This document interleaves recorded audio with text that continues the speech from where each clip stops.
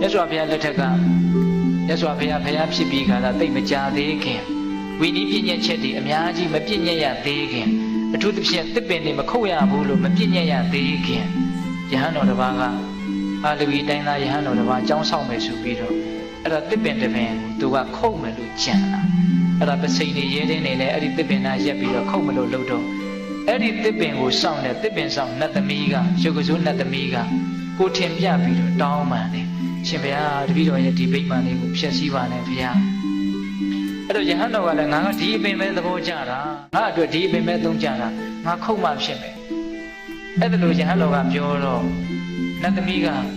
ဂိုင်းယဟန်တော်ရဲ့စိတ်နည်းနည်းမှနုံညံ့သိမ်မွေ့ပါစီတော့ဆိုပြီးတော့သူ့ရဲ့သားနတ်သားပေါက်စလေးရှိတယ်ဒါဘဟုတုတရနေရနော်အဲ့ဒီနတ်သားပေါက်စလေးကိုထုတ်ပြီးတော့ပြပြီးတော့တောင်းပန်ရရင်တော့နုံညံ့တဲ့ငောင်းရက်ဆိုပြီးတော့အဲ့ဒီနတ်သားလေးကိုတကိုးနဲ့ထုတ်ပြီးတော့ကျွန်တော်မျိုးမှာဒီလိုနတ်သားလေးသားနဲ့သမီးနဲ့ဒုက္ခတွေရောက်မှဆိုးလို့ပါလို့သူကထုတ်အပြဟိုကလည်းရဲရင်းကိုမြှောက်ပြီးတော့အခုတ်မထိန်နိုင်တော့ခုတ်မိသွားတာအဲ့ဒီနတ်သားလေးပေါက်စလေးလက်ကတောက်တောက်ပြတ်ကျသွားတယ်တဲ့ကဲအံ့ဩစရာကောင်းတယ်နော်လူရဲ့ရဲရင်းနဲ့ခုတ်တာနတ်ရဲ့လက်ကပြတ်ကျသွားတဲ့အဲ့ဒီမှာစိတ်တူတယ်ဟောင်းတဲ့တခါနဲ့ဒေါသဖြစ်တယ်ဒီနတ်သမီးကအဲ့ဒါသူ့ရဲ့လက်အစုံကိုတောင်မြှောက်လိုက်ပြီတဲ့ဒီယဟန်ကိုသူတခါနဲ့တတ်တယ်ပေါ့သူ့လက်ကိုတောင်မြှောက်လိုက်ပြီဒါပေမဲ့ပြန်ပြီးတော့သူမချလိုက်ဘူးအဲ့ဒီလက်မြှောက်ရဲ့တန်လန်းနဲ့သူတစ်ချက်ကလေးစဉ်းစားလိုက်တယ်ပြေးနေတဲ့ယထာကိုထိမ့်တယ်လို့မျိုးပေါ့နော်တစ်ချက်လေးစဉ်းစားလိုက်တယ်ဒီယဟန်ကတီလန်းရှိတယ်ငါတတ်လိုက်လို့ရှိရင်သေချာပေါ့ငါအပင်ငရဲကိုကြားရမှာတီလန်းရှိတဲ့ယဟန်ကိုငါဖျက်ဆီးတယ်ဆိုတာနည်းနည်းတော့အပြစ်မဟုတ်ဟုတ်ဒေါသဖြစ်တော့ဖြစ်တယ်နော်လက်ကြီးမြောက်ထားရဲ့နဲ့ तू မချလိုက်ဘူးမတတ်လိုက်ဘူးသူ့ရဲ့လက်ကတကိုးရှိတယ်တတ်မယ်ဆိုတတ်လို့ရတယ်အဲ့ဒီလက်ကို तू မချလိုက်ဘူးနော်ဒီယဟန်သီလရှိတယ်ငါတတ်လိုက်လို့ရှိရင်ငါအပင်ကြီးကြမယ်နောက်ပြီးတော့ तू စဉ်းစားသေးတယ်အညှော်မြင်ကြီးတယ်ဒီနတ်သမီးကငါတကယ်လို့တတ်မယ်ဆိုရင်နောက်ဒီပင်တစ်ပင်ဆောင်နတ်တွေကလည်းဒီလိုတစ်ပင်တွေကိုခုတ်တဲ့ယဟန်တွေကိုဒီလိုတတ်တယ်လို့သိပြီးတော့အတုလိုက်ပြီးတော့တတ်ရင်ယဟန်တွေကိုကြိုးနေရကြည်ရဲ့မတူတာလေးစဉ်းစားတယ်ဗျာဟုတ်လားအဲ့ဒါနဲ့သူတက်ချင်တယ်မတက်ဘူးအဲ့တော့သူသားရဲ့လက်ကလေးကလည်းပြက်သွားတယ်ဆိုတော့သူတစ်ပင်လည်းဆုံးရှုံးမယ်သားရဲ့လက်လည်းဆုံးရှုံးမယ်ဆိုတော့ဝမ်းနေပြီးတော့သူငိုးတယ်ဗျာသူငိုးတာနော်မကောင်းတာကိုသူမလုပ်လိုက်ဘူးမျက်ရည်အကြခံပြီးတော့မကောင်းတာကိုသူတားလိုက်နိုင်တယ်အဲ့ဒီမှာသူဘာဆက်စဉ်းစားလဲဆိုတော့ဒီယဟန်မှာပိုင်ရှင်ရှိတယ်တဲ့အဲ့ဒါကဘယ်သူလဲဆိုတော့မြတ်စွာဘုရားပဲသူ့ရဲ့အရှင်ဒီကိုငါသွားပြီးတော့ပြောမယ်ဆိုပြီးတော့မြတ်စွာဘုရားကြီးကိုမျက်ရည်ဆက်လက်နဲ့ရောက်လာတာအဲ့ဒီနတ်သမီးကအဲ့ဒီမှာမြတ်စွာဘုရားကြီးရောက်လာတော့မြတ်စွာဘုရားကအကျိုးအကြောင်းမေးတော့မြတ်စွာဘုရားကိုသူအကျိုးအကြောင်းလျှောက်တယ်အဲ့ဒါလိုလျှောက်တော့မြတ်စွာဘုရားက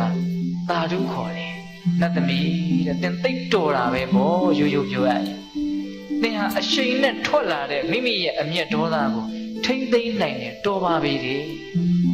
သင်ရဲ့အကျိုးမဲ့ကိုသင်ကိုယ်တိုင်ပဲတားဆီးလိုက်တာပိဋကရေကိုမှဖြစ်မဲ့အကျိုးမဲ့ကိုသူများတားပေးလို့မရဘူးဟုတ်လားမင်းသူကိုယ်တိုင်ပဲတားလားအဲ့ဒါမြတ်စွာဘုရားကသူ့ကိုချီးမွမ်းတယ်အဲ့ဒါလိုချီးမွမ်းပြီးတော့ခုနတုန်းကဂါထာလေးကိုဟောတာမြတ်စွာဘုရားကယောဝေဥပ္ပတိတံဂောဒံရထံပဏံဝဝရယေ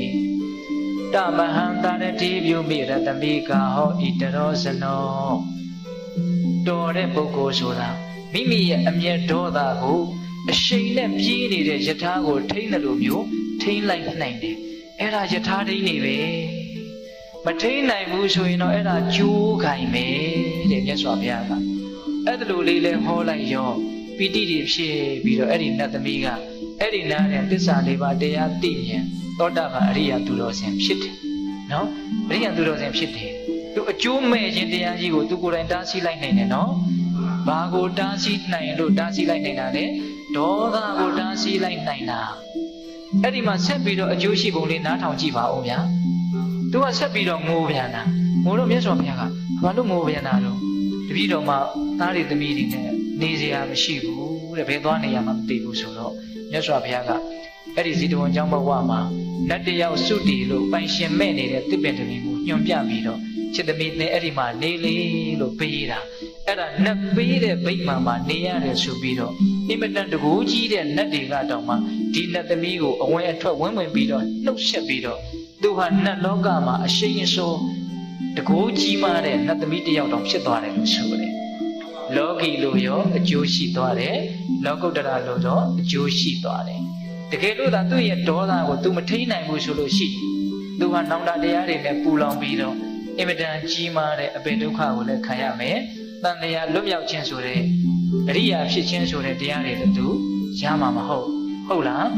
ဒါကြောင့်အမျက်ဒေါသကိုတားဆီးနိုင်ခြင်းဟာကြီးကျယ်တဲ့အကျိုးမရှိဘူးလားရောင်းမြန်ပြန်လှန်လိုက်အမျက်ဒေါသကိုမတားဆီးနိုင်ဘူးဆိုရင်တော့ကြီးကျယ်တဲ့အကျိုးမဲ့တွေရှိပါတယ်